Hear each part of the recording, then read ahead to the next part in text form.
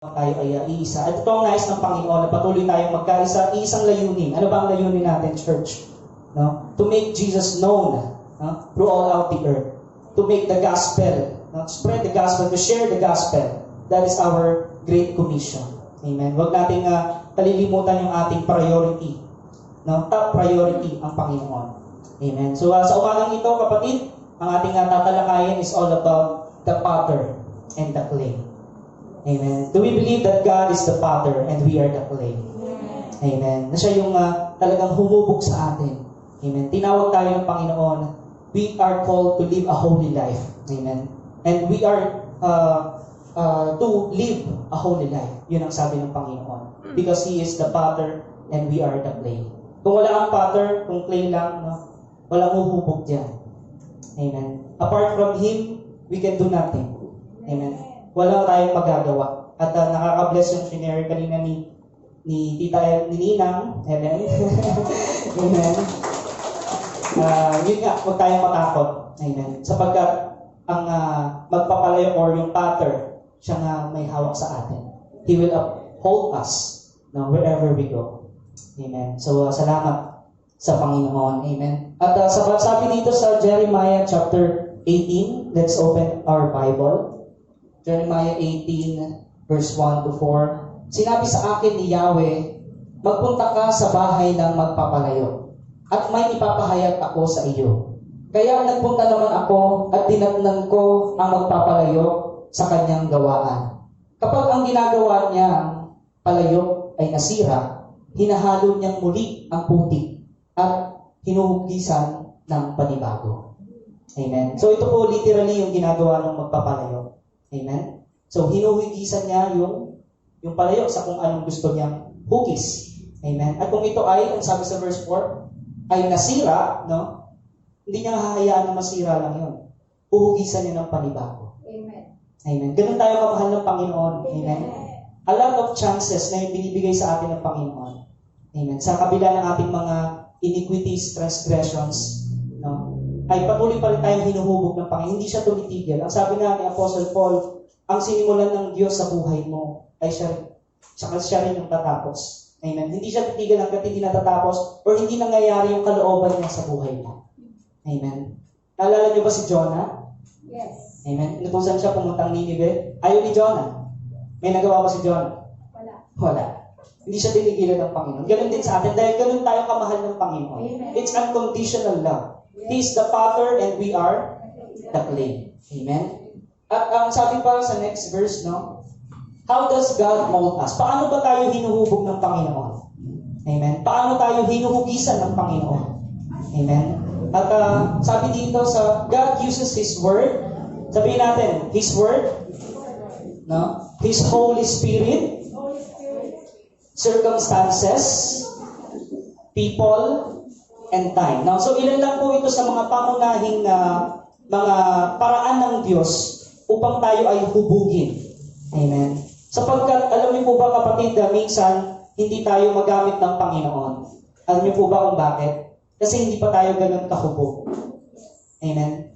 Na magagamit niya. No? Oo, tinawag tayo. We are born in spirit, na born again tayo. We are alive in spirit. If anyone is in Christ, he is a new creation. The old has gone, behold, the new has come. Dahil ikaw ay hinuhubog ng Panginoon. Amen. Pero bakit marami, no, yung, kumbaga, parang matagal na daw, no, sa Panginoon. Pero hindi pa rin siya nagagamit ng Panginoon. Marahil meron pang hindi pa naaayos sa paghubog, no, sa ating pagkatao. Amen. At sa pagtupad natin ng kalooban ng Panginoon, doon din tayo hinuhubog ng Panginoon. Amen. Ano yung ginagamit niya? His Word. Amen? His Holy Spirit, circumstances, people. Anong klaseng tao? Madaling bang pakiusapang tao o mahihirap pakisamahan? Yun yung ginagamit ng Panginoon. And time. It takes time. Amen? Alala ko si Moses, no? Si Abraham, lalo si Jacob, no? Tagal niya lang kasama ang Panginoon pero andun pa rin matigas yung ulo niya. Pero hindi sumuko ang Panginoon. Ganun ka tayo kamahal ng Panginoon. Hindi ka niya susukuan. Amen. Una, His Word. Amen. Who is the living Word of God? Jesus. Jesus. Amen. And the written word of God is the Bible. Do we believe the Bible is the written word of God? Amen. The next question is, binabasa ba natin?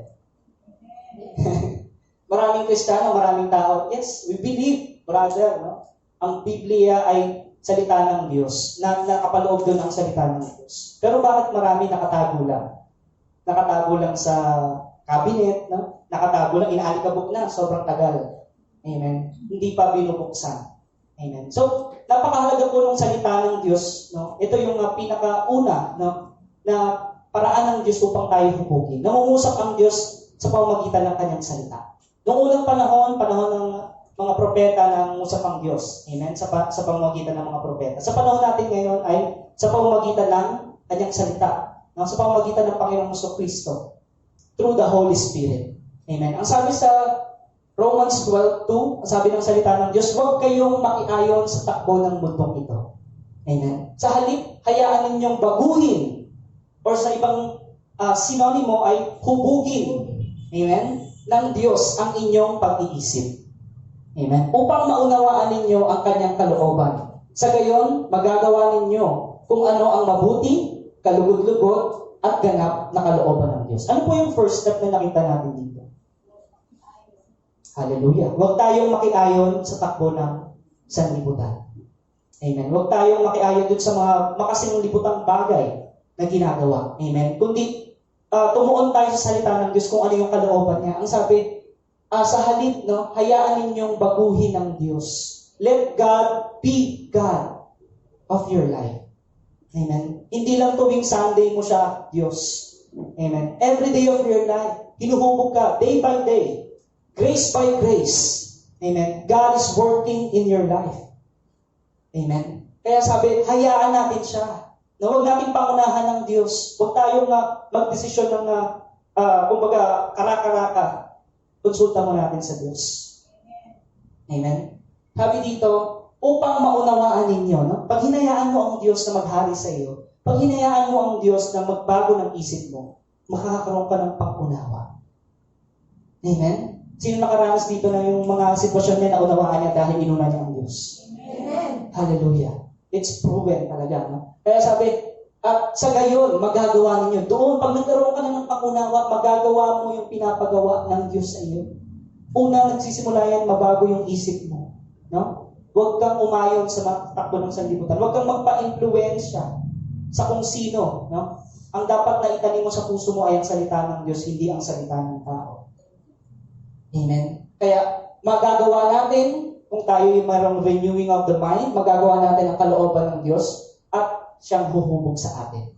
Amen? Ang salita ng Diyos. Next verse, ang sabi, sa 1 Corinthians 15:33, ang sabi ni Apostol Pablo, huwag kayong paloloko. Sabi mo ka sa katabi mo, huwag kang paloloko. Sino yung nakaranas na maloko dito? Ako naranasan ko na yan. Yung na-scam, no? Yung mga ganyan-ganyan, no? Kapag ganito, ganyan, mananalo ka, wala ka namang sinalihan, di ba? Attorney pa yung nag-text sa'yo, attorney daw siya. Pero wala ka namang sinalihan, nanalo ka daw.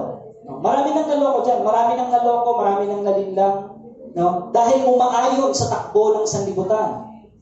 Lalo na yung mga paraan ng sanlibutan na easy money, maraming naloloko dyan. Amen. Sabi ng salita ng Diyos through Apostle Paul, huwag kayong paloloko. Amen. Huwag kayong papa-influensya sa mga taong walang pagkakilala sa Diyos. Amen. Ang sabi, ang masasamang kasama, no? Or company ay nakakasira ng mabuting pagkatao. Kahit napakabait mo, kahit napakabuti mo, kung araw-araw yung mga kasama mo ay puro makasanlibutan, no? Hindi magtatagal at magiging katulad mo na rin yung gawa nila. Amen. Kaya this is a warning, no? And also this is a command.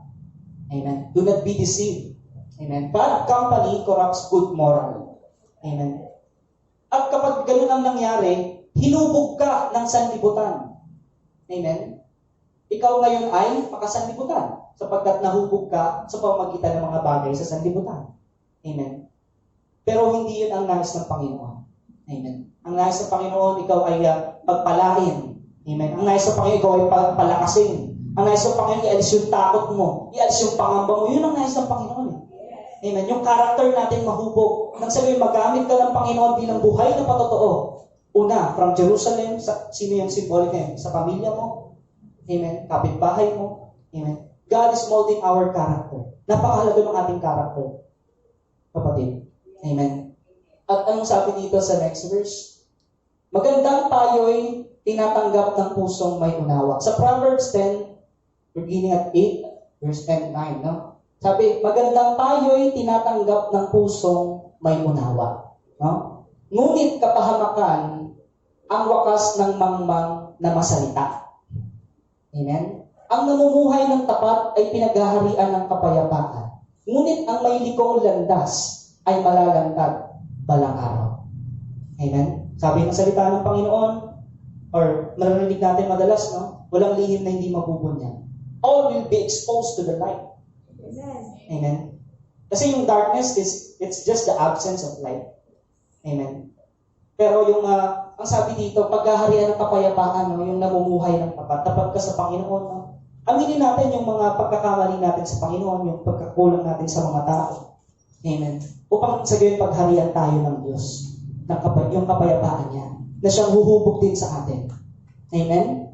At sabi pa, sa next verse natin, no? Romans 13, verse 14, gawin ninyo ang Panginoong Hesukristo bilang sandata at huwag ninyong pagbigyan ang laman upang masunod ang mga hilig nito. Amen? So, ang sabi, gawin natin ang Panginoon o isuot natin ang Panginoon. Amen? Sa ating buhay. Panghawakan natin yung ang kanyang salita. Ay, ibig sabihin nito yung Christ-likeness. Ano ba ang highest calling ng mga Kristiyano? Maging kamukha ni Kristo. Amen. Sa Genesis, kapatid, kung mababasa mo, no, hinubog tayo ng Panginoon. He formed us. No? Masterpiece tayo ng Panginoon eh. Sa pamamagitan ng kanyang kamay, according to His image and likeness. Amen. Pero nasira. Amen. Naalala niyo, sinabi doon sa verse 4 ng Jeremiah 18. Kapag ito'y nasira, puhugisan niya ng panibago. Hindi papayag ang Panginoon na ikaw ay manatiling sira. Yes. But, I will repeat now, faith is a choice. Kapatid, it's your choice na kung paiirahin mo ba yung pananampalataya mo o yung takot mo.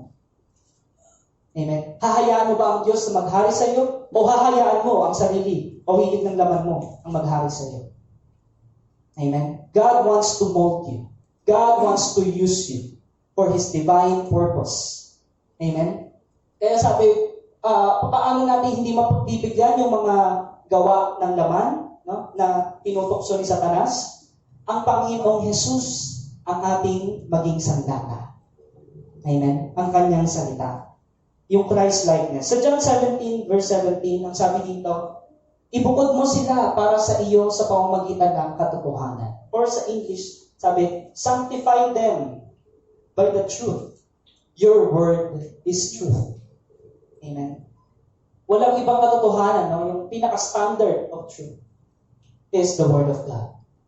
Amen. Kaya sabi, paano tayo magiging banal or mapapabanal ng Diyos or mahuhubog niya according to His will? Sa pamamagitan ng kanyang salita. Amen. Ang salita mo ang katotohanan. Makakalaya ka, di ba? Sabi ng Panginoon, if you will continue in my word, no, you will know the truth and the truth shall set you free. Makakalaya ka saan? Sa mga gawa ng kadiliman. Amen? Makakalaya ka sa takot, no? Makakalaya ka sa pag-aalala. Makakalaya ka sa mga kung anong gumugulo sa iyo. Umahad lang sa iyong relasyon sa Diyos. Makakalaya ka doon because of the word of God. Amen?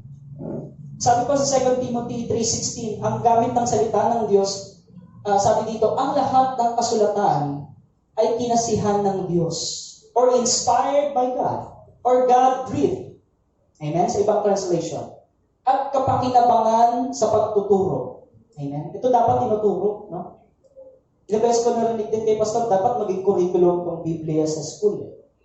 Amen? Hindi lang good moral and right conduct yung tinuturo. Maganda po yun, no? Pero mas maganda kung ang salita ng Diyos malalaman agad ng mga bata. Amen? Marinig na agad nila yung salita ng lumikha. Amen? Kaya sabi, pagtuturo, yun ang gamit ng salita ng Diyos, no? Ng katotohanan. Sa pagsaway sa kamalian. Amen? Sino dito sinasaway ng salita ng Diyos? Nagpapasaway ba tayo sa salita ng Diyos? O parang pinipili lang natin, selective yung salita ng Diyos. Na ito, masakit to, hindi ko ito tatanggapin. Parang gano'n. No. God wants to mold you.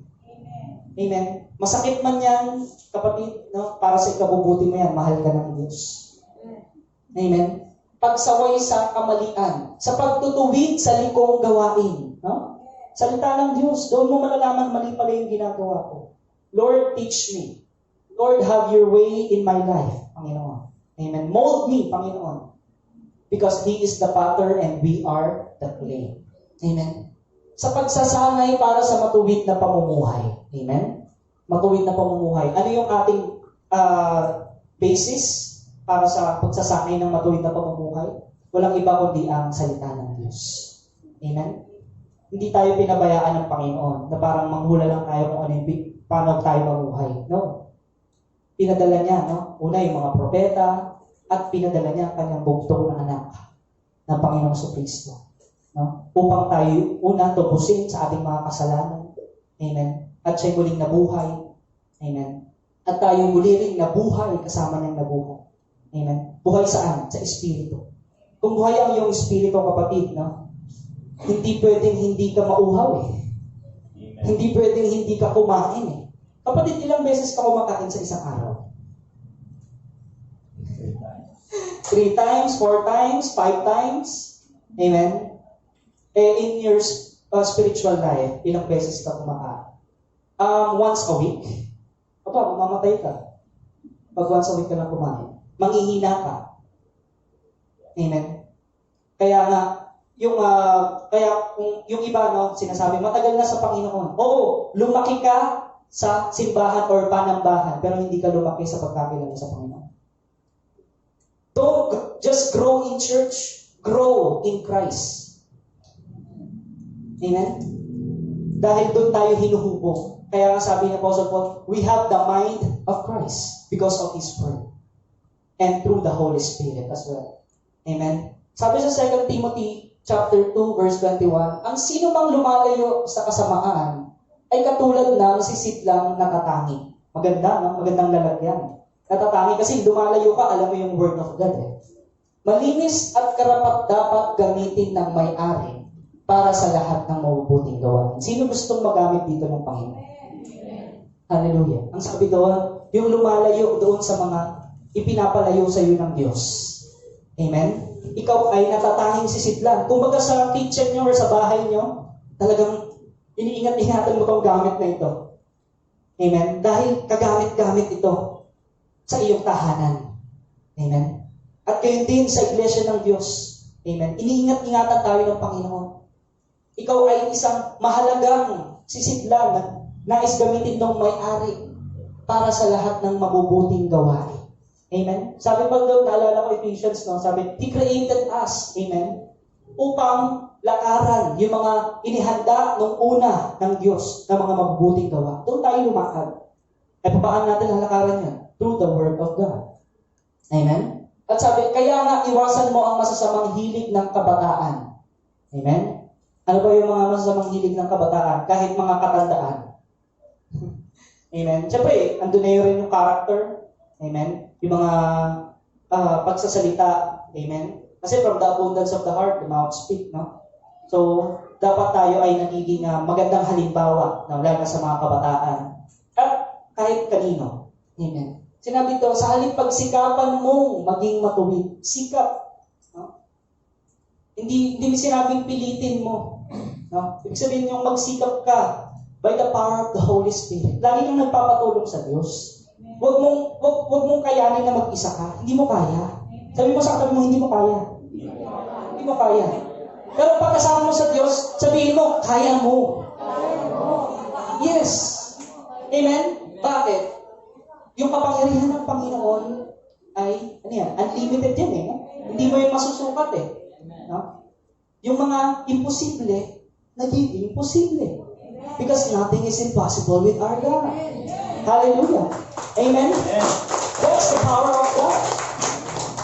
Through His Word. Kung hahayaan mo lang siya, kapatid, let God be God of your life. your Creator. Naalala ko sa Ecclesiastes, habang bata ka pa lang, remember your Creator. Habang may lakas ka pa, remember your Creator. No? Huwag mo nang hintayin na mawala lahat ng ngipin mo. Amen. Buti si Pastor, bago lahat ng ngipin niya. Amen. Yun yung sabi doon di ba? Sa Ecclesiastes, sa huling chapter. No? Huwag mo hintayin na humina na yung tuhod mo, hindi ka na makayuko, hindi ka na makaano. Amen. Remember your Creator. Remember, how do you remember your Creator? By reading His Word. Amen. Read. Kumain ka spiritually. Kapatid, nangihina ka ba? Ang daming mga stressful things dito sa mundo. Yes. Totoo yan. Hindi natin ikakailaya. Go to your God. Go to your Father. Amen. At papalakasin ka niya. Huhubugin ka niya. At gagamitin ka niya. Kasi madalas nakatingin tayo sa sarili natin, gagamitin ba ako ng Panginoon? Wala akong masyadong kaya. No. That's a lie. Amen. Si Satan yung nagsabi sa iyo, hindi mo kaya. Pero pagkasama mo ang Diyos, kaya mo. Amen. At sabi pa, kasama ng mga taong may pusong malinis na tumatawag sa Panginoon. At sabi pa sa next verse, iwasan mo ang mga hangal at walang kabuluhang pakikipagtalo. No? Don't win arguments. No? Nakikita ako, nakakalungkot kahit sa social media. Amen. Sinasabi nila, Kristiyano sila. But they are attacking the government. They are, pag-pray mo na lang, kapatid. Ano bang trabaho ng mga Kristiyano? To pray for the authority. Ano bang pinapagawa sa iyo ng Diyos? Pinapagawa ba sa iyo ng Diyos na atakihin mo yung gobyerno? Ang pinapagawa ba sa iyo ng Diyos? Siraan mo yung kapwa mo tao? Sa social media? Sinasabi nila kapwa sila Kristiyano. Marami sa social media. But they are winning arguments. They are not winning souls for the Lord. No? Hindi nila napapansin andun, sino ba gumagamit sa akin? Parang nagamit ka na ng diablo nun Hindi parang, nagamit ka na. No? Kasi umiral yung iyong emosyon, laman, yes. Lahat tayo may emosyon, hindi po yung masama. Amen. But if you will let Satan you're driven by your emotion. Amen. Talagang mawawala ka sa track mo. Kaya napakahalaga po ng Word of God. Narito pa rin ba ako? Nasa tama ba akong lahat? Tama ba yung pinagagawa ko? Tama ba yung pinagsasabi ko? No? Read the Word of God. It will correct you. It will mold you. Amen? Because the Word of God is alive and active. Amen? At yan ang sabi ni Apostle Paul, kay Timothy. Next, number 2, Holy Spirit. Amen. The Holy Spirit, the very Spirit of God. Hallelujah. Ang Holy Spirit, bakit ipinadala sa atin? Bakit ipinagkaloob sa bawat Kristiyano? He's not just our helper. Hindi lang para tayo tulungan, Ang una sa mga talagang ginagawa ng Santong Espiritu sa buhay natin is to mold our character, kapatid. Sabi dito sa Galatians, sinasabi ko sa inyo, mamuhay kayo ayon sa Espiritu. At hindi ninyo pagbibigyan ang pagnanasa ng laman. Ang Biblia po, ang maganda po sa Biblia, hindi tayo binobola. Yes. Sinasabi lagi dito, merong pagnanasa ng laman. Merong laman, merong laban. Amen? Paano mo malalabanan? Sabi, mamuhay kayo ayon sa Espiritu. Amen? Through the leading of the Holy Spirit. At sabi, sapagkat ang mga pagnanasa ng laman ay laban sa kagustuhan ng Espiritu. Amen? Merong laban within us. Amen? Yung Espiritu at yung ating laman. Amen? Yung Holy Spirit, sinasabi na ito yung gawin mo. Huwag mong sabihin yan. Yung Holy Spirit, sinasabi, magpatawad ka. Kahit kaaway mo, ibigin mo. Yung Holy Spirit, sinasabi, batiin mo siya. Batiin mo siya. Hindi, ayoko. Galit ako dyan Parang ganun, Pero may laban po Pero para hindi mo pagbigyan yung laman mo, let the Holy Spirit lead you. Amen. Maghari sa iyo. Amen. He's a person. Amen. He's not a force na sinasabi ng iba. He's a person. Naging-grieve siya, nalulungkot siya. Kapag yung mga ginagawa natin ay laban sa kalooban ng Diyos. Ang sabi dito, magkalaban ang dalawang ito, kaya napipigilan kayo sa paggawa ng nais ninyong gawin. Amen? Yung mga nais nating gawin, yung paghihiganti, yung mga bagay na makalaman. Amen? Kinokontrol tayo because you're controlled by the Holy Spirit. No? Gusto mong magagawa pero pinigilan ka ng Holy Spirit. Amen? Hallelujah. Naranasan niyo na po ba yan? Amen. At sabi pa dito, subalit ang bunga, no? Isa lang yun. Bunga ng Espiritu ay pag-ibig, kagalakan, kapayapaan, pagtatyaga, kabaitan, kabutihan, katapatan, kahinahunan, at pagpipigil sa sarili. Walang batas laban sa mga ganito. Amen? Pinakauna talaga yung pag-ibig. Anong klaseng pag-ibig? Yung pag-ibig na alam mo? No? Na kapag mahal ka, mahal na rin kita. Pag di mo ako mahal, di kita mahal.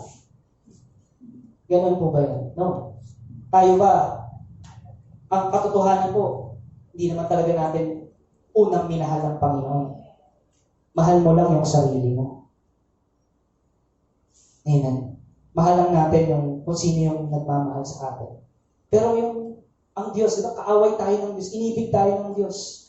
No? Tayo yung unang nag-offend sa Diyos Amen. Pero ganyan pa man, no? Sinakripisyo niya ang kanyang bugtong na anak. Amen. Just to be with you. Amen. Ganun tayo, ganun ka-amazing yung pag-ibig ng Panginoon. At pinadala niya pa ang banal na Espiritu, the very Spirit of God in us. Para mamunga tayo ng bungang ito. Pag-ibig. Amen. Mahirap umibig. Amen? Yes. Amen lang sa Lord, ang hirap ibigin ng kapatid ko to. Amen. Ang pinakamahirap ibigin, no? Siyempre, yung sa pamilya mo muna yan Kasi kilala mo yan Amen? Either yung asawa mo, no? Or yung kapatid mo. Amen? Doon mo matitest, no? Kung talagang kung nagbunga ka na ng pag-ibig na gaya ng Panginoon. Dati, ginagantihan ko to. But ngayon, parang okay na ako kahit anong gawin niya sa akin. Why? Because the Holy Spirit is alive in you. Amen. Hallelujah. Amen. Kagalakan. No? Kagalakan. Ito yung kagalakan na hindi ang mga circumstansya o sitwasyon sa buhay mo ang basihan. Ito yung kagalakan na alam mo, buhay ang Diyos mo. Na sinasamahan ka niya. Ito yung kagalakan na sa gitna ng mga suliranin, naroon pa rin. Na nagpupuri ka pa rin sa Panginoon. Amen. Kapayapaan, no? Pagtatyaga, kabaitan, kabutihan, katapatan, kahinahunan, no? Hindi yung konting, halimbawa, natapakan lang yung paa mo. Galit ka na, no? Nagdaling ka ng galit. Amen? So, sabi pa, pagpipigil sa sarili. Hirap pigilin ng sarili, lalo na kung malaking bagay yung ginawa sa'yo. Amen? But, kung ang Holy Spirit na ang iyong pakikinggan, amen, there will be, you are controlled by the Holy Spirit. Amen? Walang batas laban sa mga ganito. Bakit? Alam ng Diyos na hindi natin kaya sa ganang ating sarili na maging banal. No.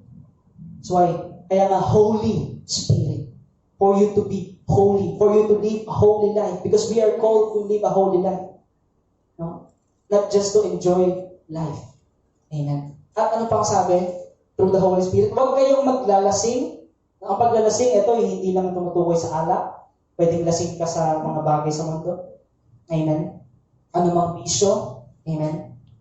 At sabi, sapagkat sisirain lamang niyan ang inyong buhay. Amen.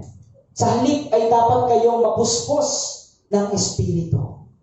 Amen. Pag naglalasing ang karaniwang mga hindi nakakilala sa Panginoon, ginagawa, inuman yan, di ba? Ginagawa nila, siyempre, binubukan nila yung bibig nila, umiinom sila.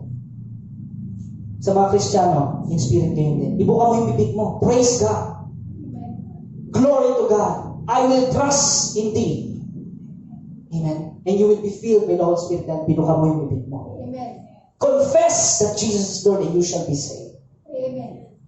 Ibuka mo yung bibig mo, huwag kang mahiya na magpuri sa Panginoon sa gitna ng mga kumuputya sa iyo, ng mga naninira sa iyo. And the Holy Spirit will fill your life and empowers you. Amen. To overcome evil. Amen. Ganoon po. Confess that Jesus is Lord. Sabi, sa inyong pag-uusap, gumamit kayo ng mga salmo. Amen. Itong mga awitin, mga langit, mga himno, at mga awiting espiritual. Buong puso, no? kayong umawit at magpuri sa Panginoon. Lagi kayong magpapasalamat. No? Papasalamat. Hindi lang tayo magpapasalamat pagdating ng sahod. No? Pagdating ng kung anong mga natanggap natin, pasalamat tayo. Pag-gising mo pa lang sa umaga, pasalamat ka na sa Lord. Amen. Dinala ka dito ng Lord, pasalamat ka sa Panginoon. Bakit? Dahil dito narinig mo yung salita ng Diyos. No? Pag nanood ka ng TV, puro showbiz, marinig mo, chismisan lang. Amen, mga values lang eh. Amen. Kaya sabi, buong puso kayong umawit at magpuri sa Panginoon. Lagi kayong magpasalamat sa Diyos na ating Ama. Amen. Ama natin siya, ikaw ay anak ng Diyos. Amen. Dahil sa lahat ng bagay, sa pangalan ng ating Panginoong Hesus, in Jesus' name. Amen. At sabi pa sa next verse, sa 1 John 2:27, gayon paman, ang Espiritu ay ipinagkaloob na ni Kristo sa inyo. Sino yung nagbigay? Ang Panginoong Hesus, no? At habang ang Espiritu ay nananatili sa inyo, hindi ninyo kakailangan ng turuan pa kayo ng iba. Ang Espiritu ang nagtuturo sa inyo tungkol sa lahat ng mga bagay. Yung pangunawa, i-reveal ng Lord. Lahat ng ituturo niya ay totoo at walang bahid ng kasinungalingan.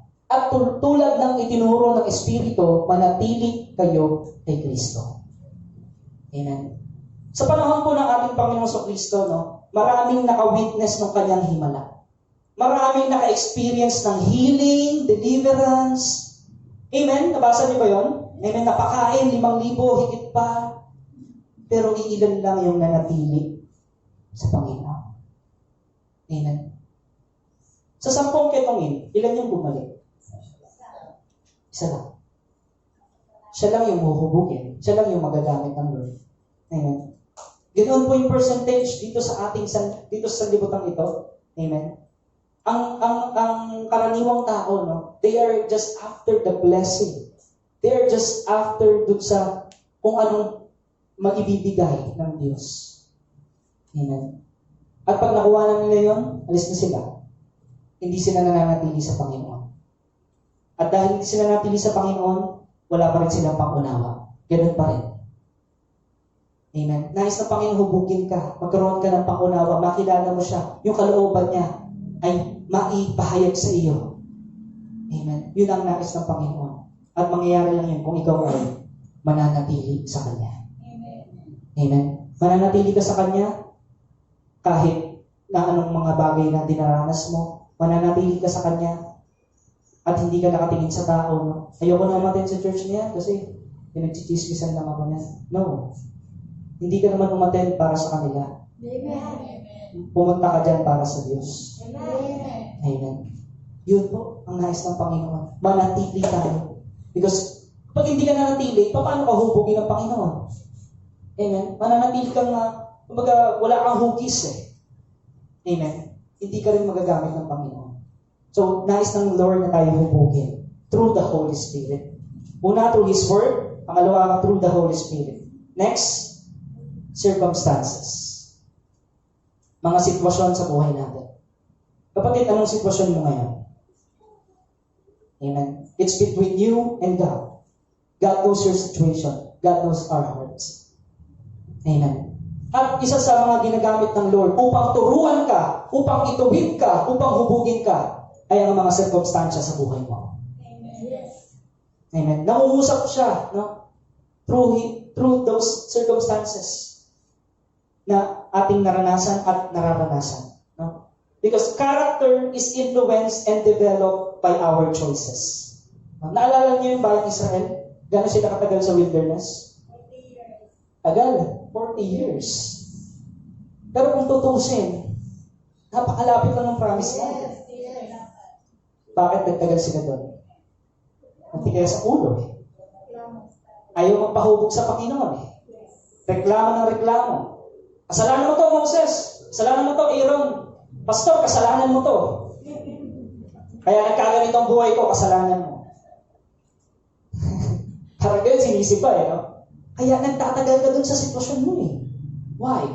You're not letting God be the God of your life. You're letting yourself be the God of your life.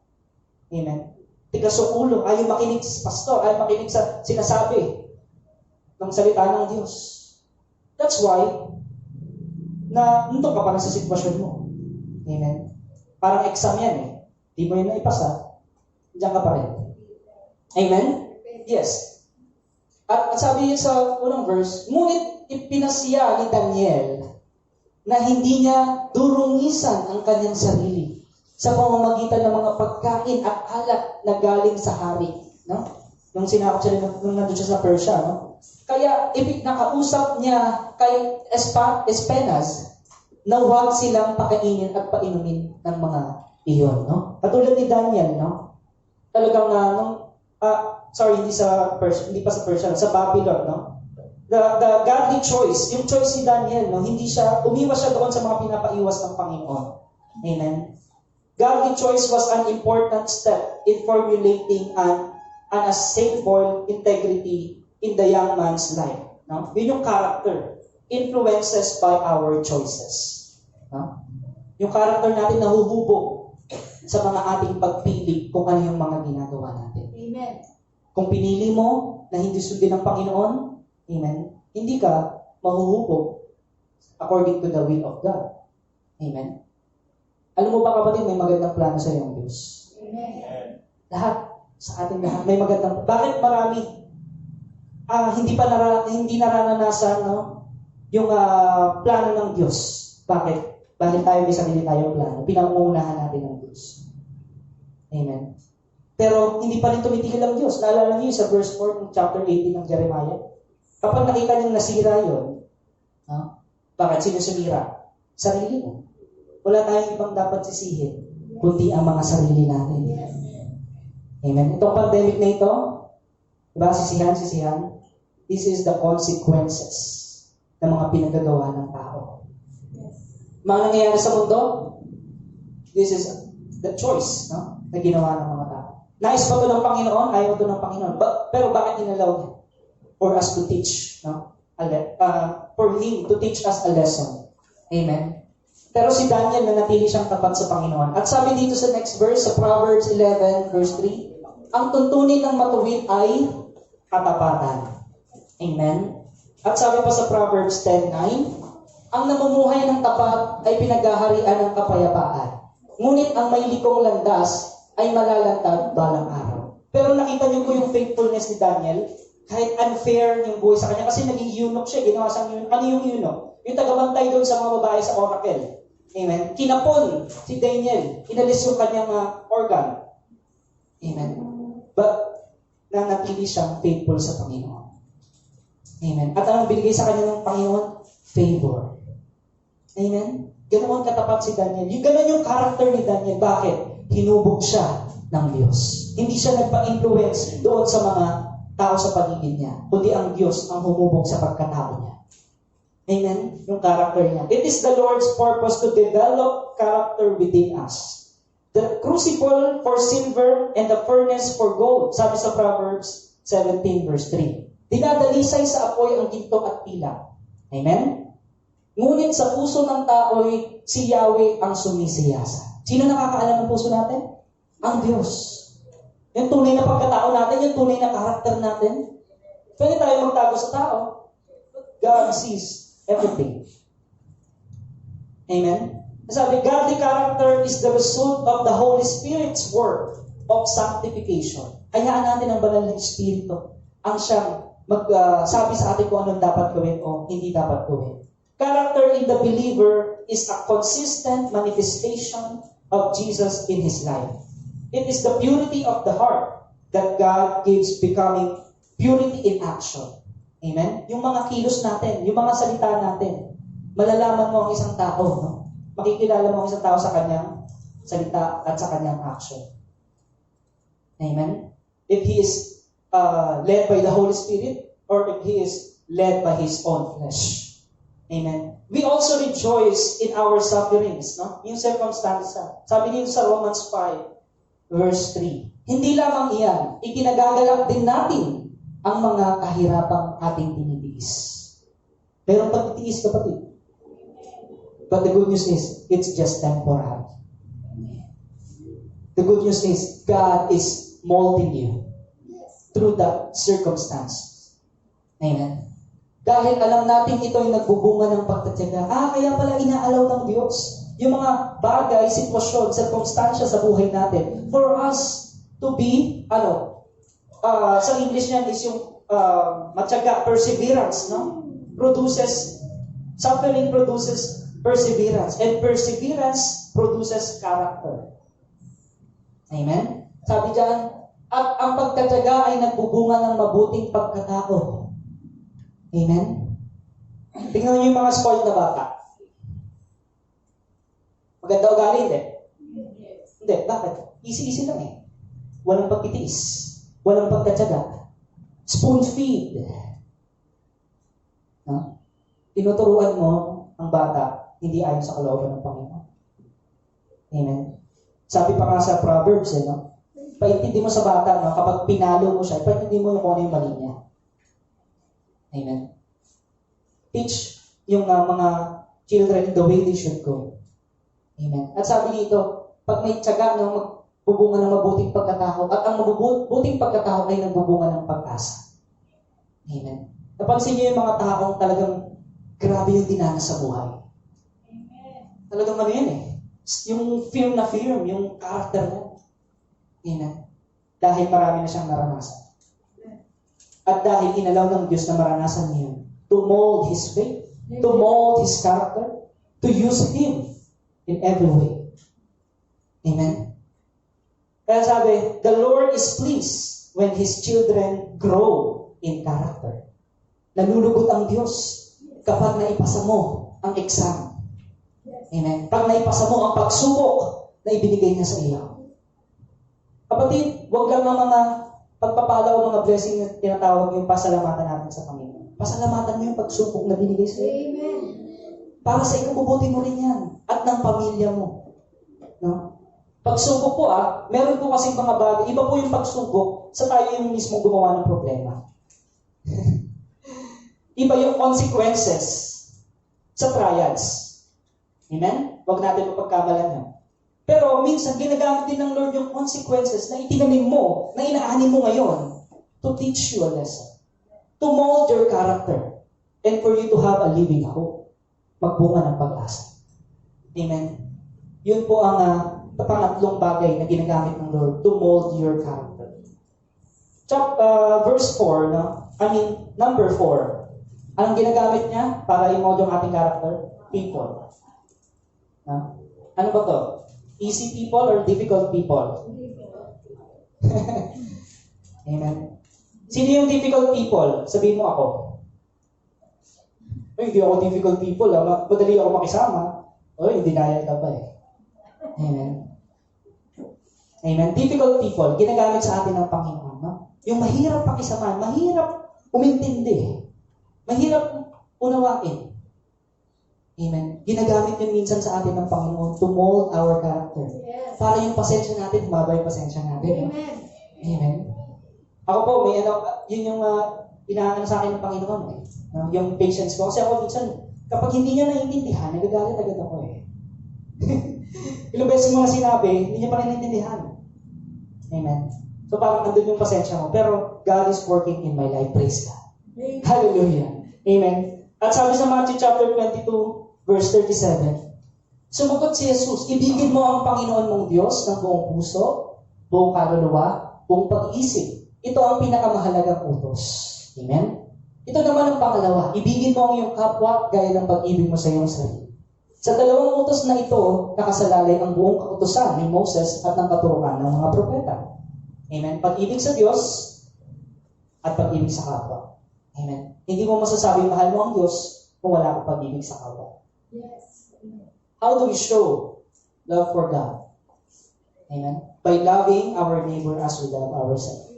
Yes.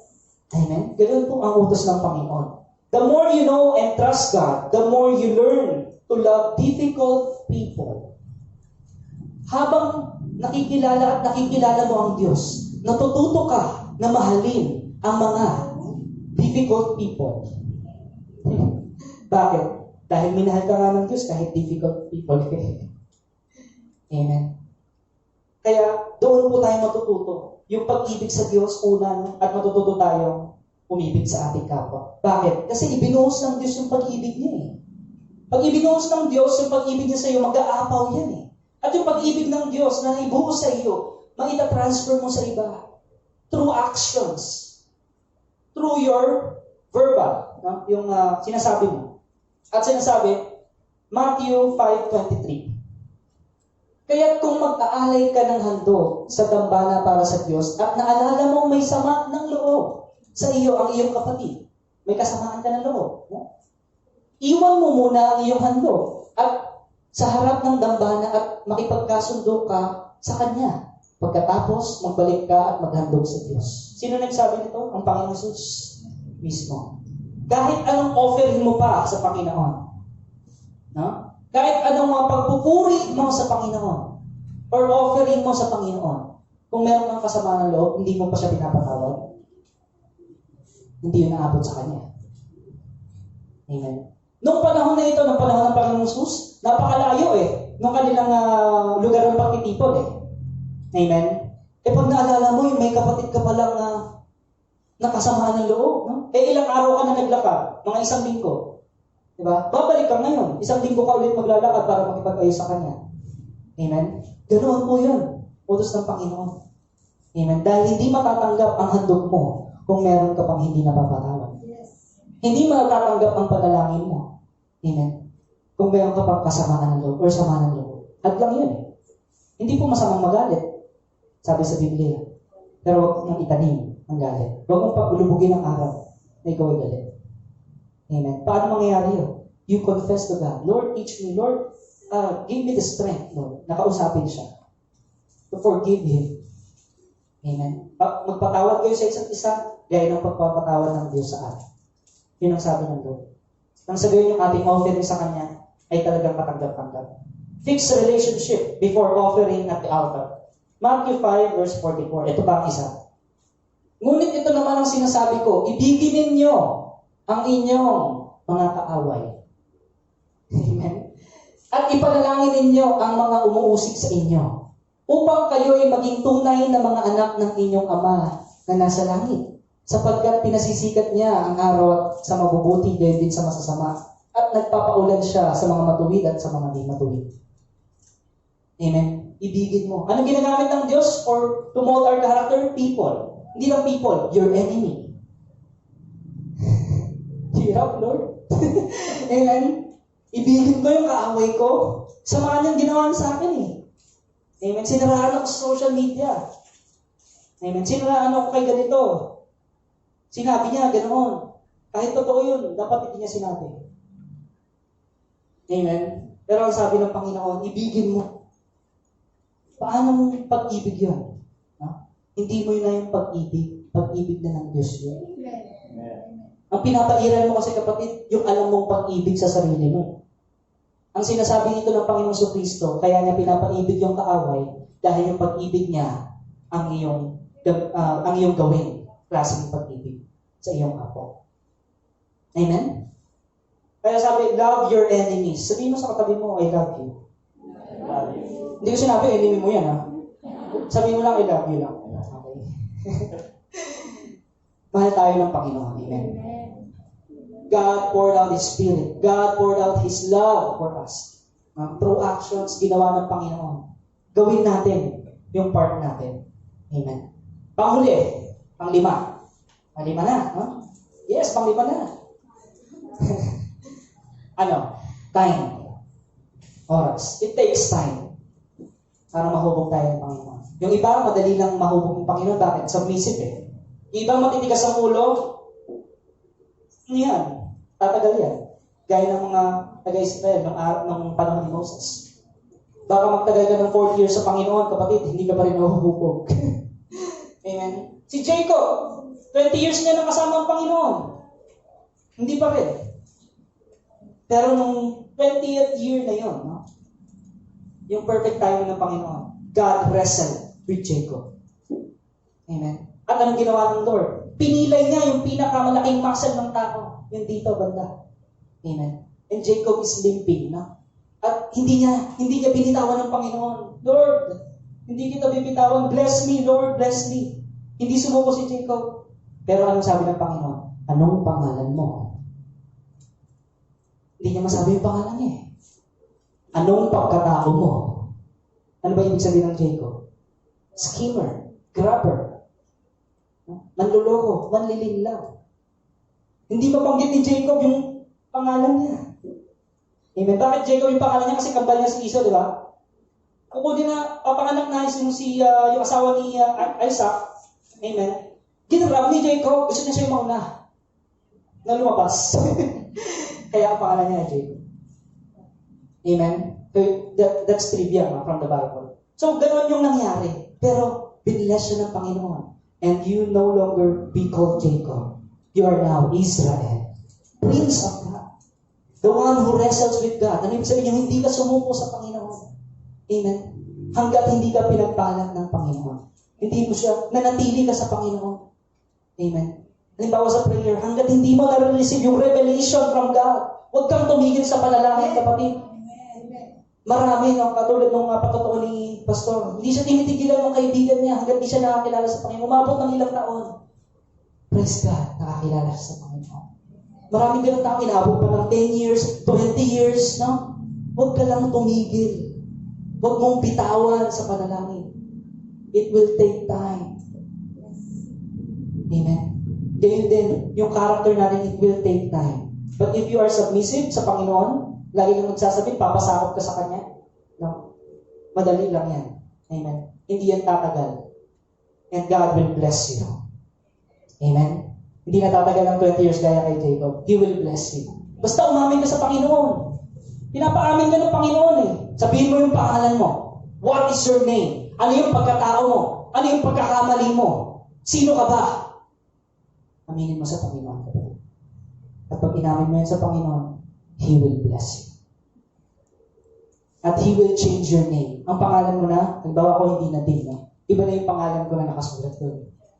Sa kanyang aklat ng buhay. Amen? Hallelujah. Kaya sabi, how do you know a person? It takes time to know a person.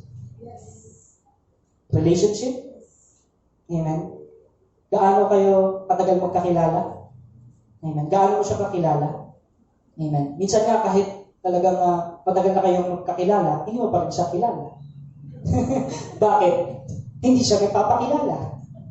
Ang sabi niya, ang pangalan niya ay Shena. Yun pala ay Laila. Amen? So, it takes time, kapatid, to know a person. Amen? Kaya din, it takes time to know God. Manatili ka sa Panginoon. Spend time with God. God desires alone time, yung quiet time. Gusto niya, one-on-one kayo. Amen? He is the potter and you are the clay. Hallelujah. He wants a personal relationship with us. When we desire to know God intimately, we will seek Him early. Psalm 63 verse 1.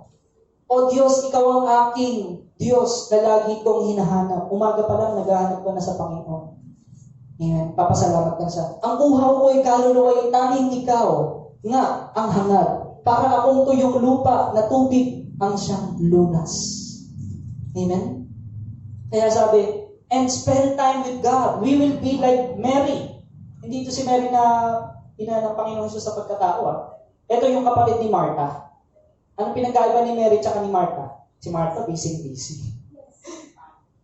Amen? Si Kaso, busy. Si Mary, anong ginawa niya? He spent time with Jesus. Amen? Ang sabi dun sa Matthew 5, that's Luke chapter 10, verse 39.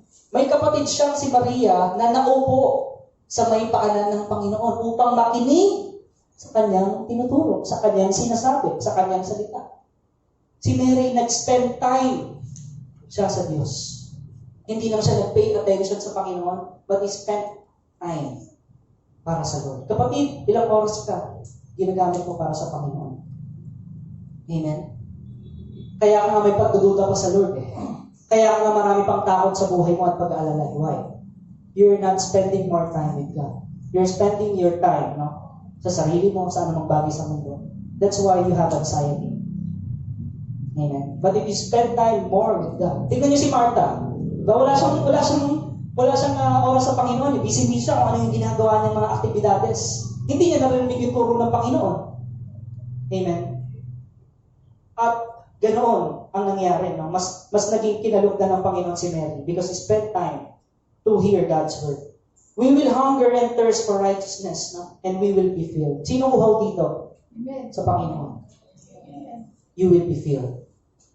Amen. In Jesus' name. Sabi sa Matthew 5, verse 6, pinagpala ang mga may matinding hangarin na sumunod sa kalooban ng Diyos. You are blessed. Makarios. Amen. Sapagkat sila'y bibigyan kasiyahan ng Diyos. Amen. You will be satisfied by God.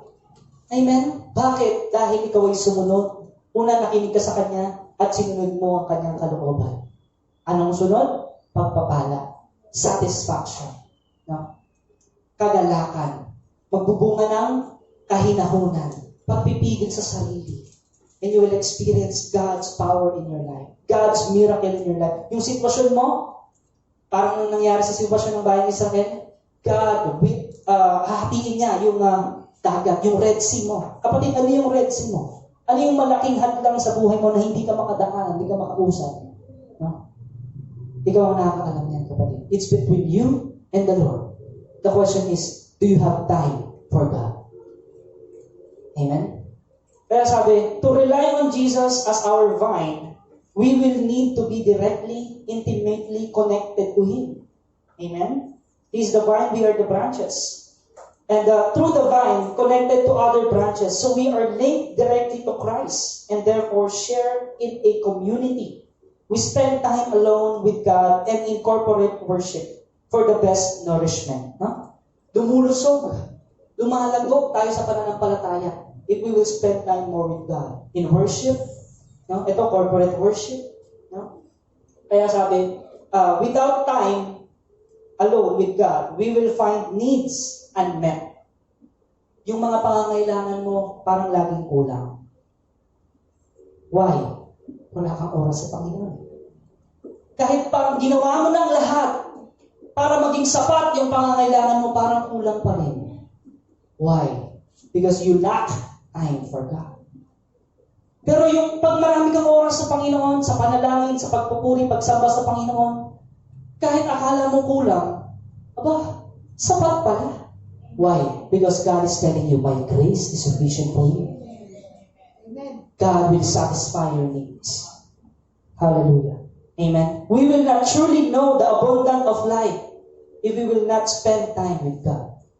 Amen. Spending time alone with God rids our mind of distraction.